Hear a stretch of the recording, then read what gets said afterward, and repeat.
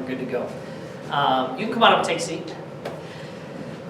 No spectators allowed in the roped off area. I know Dave already talked about that, but please make sure that you communicate this to your parents. So if you're sending out email communication, if you've got an app for this event, whatever it is, please make sure that your parents know of your clubbers. So, and that information that you usually send home at the last practice or whenever as you're, trying to recruit people for this, however you communicate it, please help us not to be the bad guys. We don't want to have to do that. We're really relying on you guys to be able to enforce those policies. It makes our jobs a lot easier. No water bottles on the gym floor. I know this is something that we've kind of gone back and forth about, but we've had instances where a water bottle will tip over. It's clear liquid. Nobody sees it. It creates a big hazard. I remember one year, a long time ago, that we had somebody fall and break an elbow because somebody's water bottle spilled, and it was the bigger kids. They were running fast, made a turn, and just wiped out, full speed and broke their elbow. And so we want to make sure that we have no liquid on the floor at all to make sure that we're protecting our kids with that. Once the event is started, we're asking no bathroom breaks and no running back and forth to get to the stands. There's a lot of break time in between events. We'll have different flights, different heats, and it'll go quick. And I promise you, your kids can survive 30 to 40 minutes without water. I know sometimes it can get intense, but especially if they're used to keeping it at their desk at school or wherever. But we're just asking that the team kind of stays together. I know emergencies happen, especially with younger kids. You could ask them, literally, we start the event, do you have to go to the bathroom? No, and 5 minutes later, they're doing the potty dance. And I've got 6 kids of my own, and so I know how that goes. So we're just asking that we try to keep those to a minimum, so that way we can keep going with the game. The last thing we want is a kid out at the bathroom when we're trying to start the next event, and then we got to delay everything, because we typically have multiple circles going, and we want to make sure that we keep everybody on track with that. As far as kind of our policies, players not participating in the event need to stay back behind their team color line and stay seated. So again, not to interfere or cause a distraction with what's going on. Make sure everybody is behind the color line. For my teams that I coach, I try to give them the 6-inch rule. So sit back 6 inches from the line. So even if your feet spread out or you're moving around or poking your neighbor, you don't cross in front of that line, especially when the games are going. It's really important. So a contested call must be done through the chain of command with the proper spirit, which honors the Lord. And so if, as a coach, you feel that the call was wrong or we missed something, there's a lot going on. There's typically 3 to 4 line judges and a circle director, and we're trying to watch the event in total and may not see something happen. The circle director is typically in the middle, and so almost 50% of his view is blocked behind him, and then the line judges are really just focused on their triangle, and so they may miss some things. And so if something is contested, we're asking that you teach your clubbers and your coaches just to follow the chain of command. So I was explaining to the line judges during the training that sometimes I have players come up directly to me as a circle director, and I have to say, hey, you got to go to your coach. And then your coach has to go to the line judge, and then the line judge can come to me if there's a question. Now, most of the time, as a circle director, we will see and know what's going on, and we'll be aware and preempt some type of conversation. But again, sometimes we miss things. And so we're asking that the players go to the coach. If the coach has an issue, we're training the line judges to make sure that you understand the call, the score, if there's any issues before we move on to the next event. Because as a circle director, and I know Tim, Eric, and some of the other circle directors, they're already thinking of not only the current event and keeping that moving, but like what's coming up next and making sure that we stay on track. And we do not remember what is behind us. Once we call a score and that event is dead, even if we're on a different heat of it, like my mind is literally focused on what's going on now. And so if there was a call that we feel we missed, you need to let your line judges know immediately before we start the next event, and then we can have a conversation about it.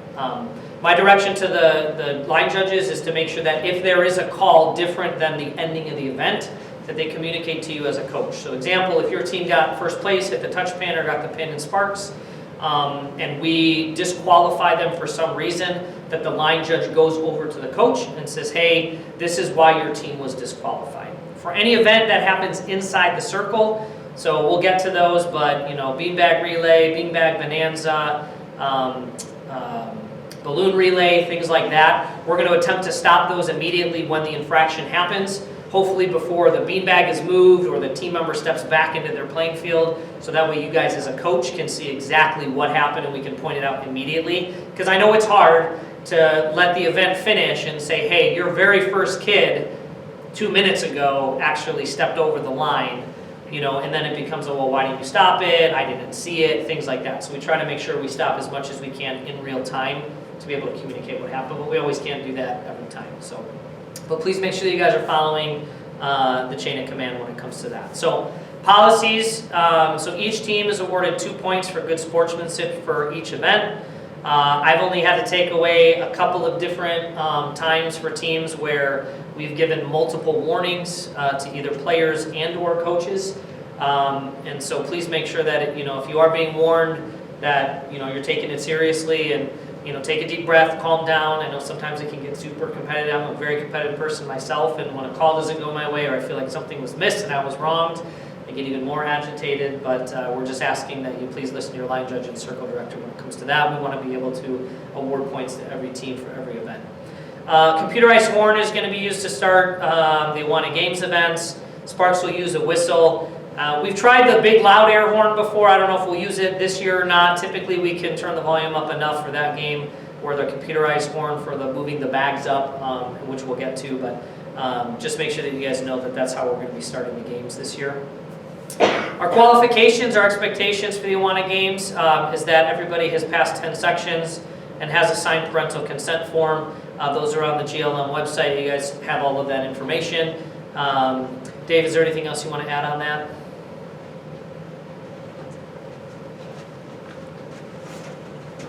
Dave Rogers. Okay, and this time I will actually step into the frame. I mean, what the heck? Speak to me. Speak to you.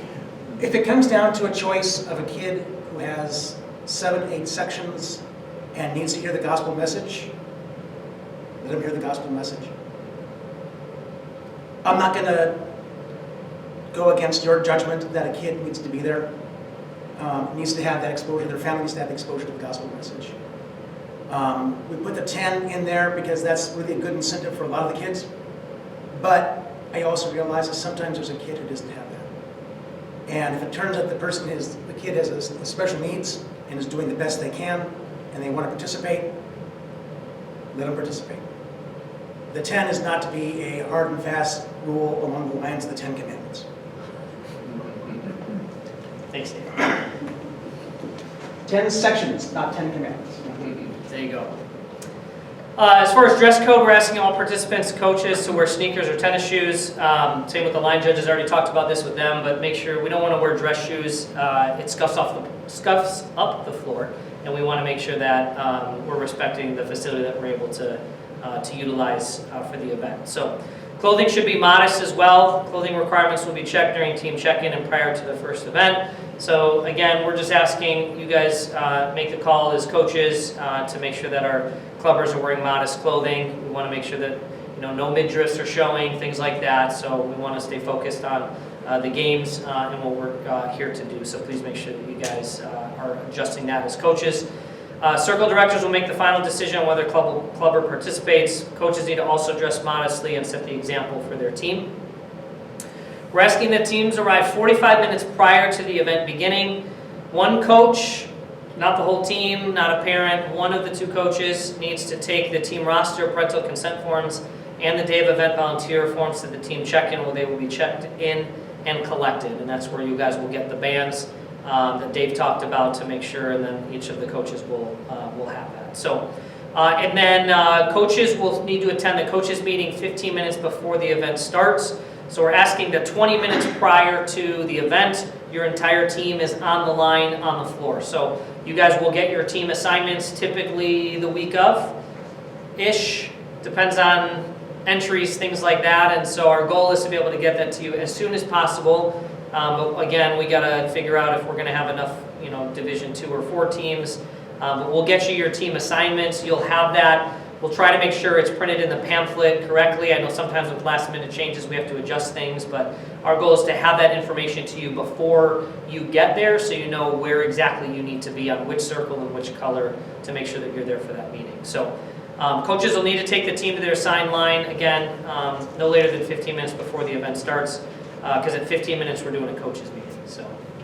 And in terms of the circle assignment, especially for TNT, It's kind of it's a very strict thing, girls and boys. So, especially for the Sparks, it is mixed. We do try to keep the boys and the girls separated because some of the churches have objections, and we work with them. If it turns out that you do drop at the last minute and wonder why, I go, oh, good. That could be, I will try not to react that way if it happens. The other thing too is that if it turns out that you say, oh yes, I know I'm 3 weeks late on the assignment, I know it's in 10 days, but what color am I going to be? And when they sit it in then. I have to rebuild against all the criteria that we had to see the circles. And so I will do the best to get out by the deadline, within a week of the deadline, to let you know, here's what it is right now. If someone else does come in, it may change, or someone steps out, it may change. Thanks, Dave.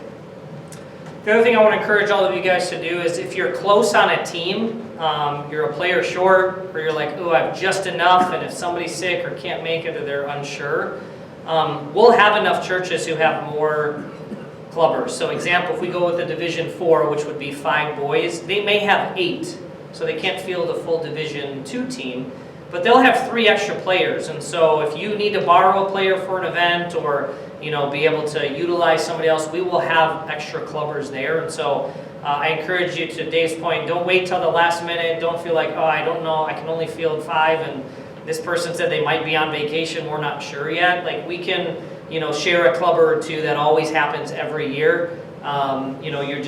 There's no guarantee who you're going to get. They may not have practiced any of the games, but typically when that happens, we don't put them in some of the more key positions in those events. But really want to encourage you guys to do your best to try to get as many teams and as big a team as possible to make Dave's life a little bit easier. We're going to do the opening ceremony, so flag ceremony, national anthem. We're also going to recite 2 Timothy 2:15 in the King James Version. So if you can participate or practice that with your clubbers every time you practice, that'll be super beneficial, because sometimes it gets really quiet. We have to say, hey, we're going to say it again all together as a group. But work on 2 Timothy 2:15. It's our Awana key verse. It'd be really exciting if we're able to showcase that to all the parents and everybody who's there for sure. And I'm going to pause again.